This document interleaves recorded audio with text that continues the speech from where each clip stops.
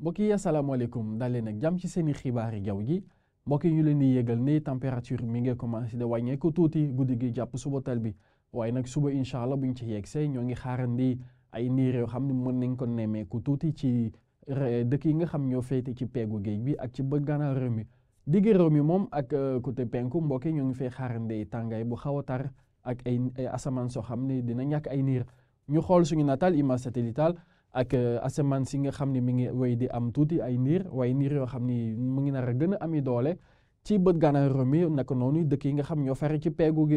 géej bi alizé muy ngelaw li nga xam ne mooy wàccel tuuti température daal di àndaale tuuti seddaay waaye nag ngelaw li nga xam ne mi ngi wéy di jugee ci bët saalum Mauritanie daal di dugg si ci réew mi ci féete penku daal di àndaale foofu tuuti tàngaay mbokk yi ci wàllum température guddi gi jàpp subateel bi ñaar fukki degré mooy température bi gën a néew ñoo ngi koy xaarandi ci dëkk bi naan Thiès ci Matam waaye naka noonu itam ci Bakel fi mu nar a gën a tàng guddi gi ci Kaolack la ndax foofu ñoo ngi fay xaarandi ñaar fukki degré ak juróom ñaar fukki degré ak ñaar jàpp ñaar fukki degré ak ñett mooy température bi nga xam ni moom lañ nar a gën a am rawatina nag ci dëkk yi nga xam ñoo nekk ci bët gànnaar réew mi ci diggi réew mi naka noonu dem ba côté penku diggante Tambacounda jàpp Kédougou ñaar fukki degré ak ñeent yu koy amee diggante Ndakaaru jàpp Ziguinchor waaye nag ñaar fukki degré ak ñett ñu am ko diggante Sédhiou naka noonu dem ba Kolda mbokk yi suba incha allah buñ ci yegsee asamaan bu leer la ñu nar a nemmeeku ci diggi réew mi waaye naka noonu ci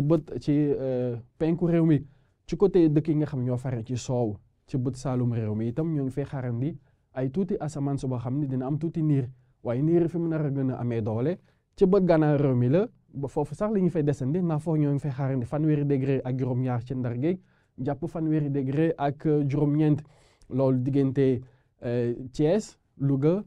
Linguère naka noonu jàpp côté penku Matam jàpp Bakel diggi réew mi ñoo ngi xaarandi température yoo xam ne mi ngi dalee ci fanweeri degré ak juróom jàpp fanweeri degré ak juróom-ñett ci Thiès fanweeri degré juróom-ñaar diggante Kaolack jàpp Kaffrine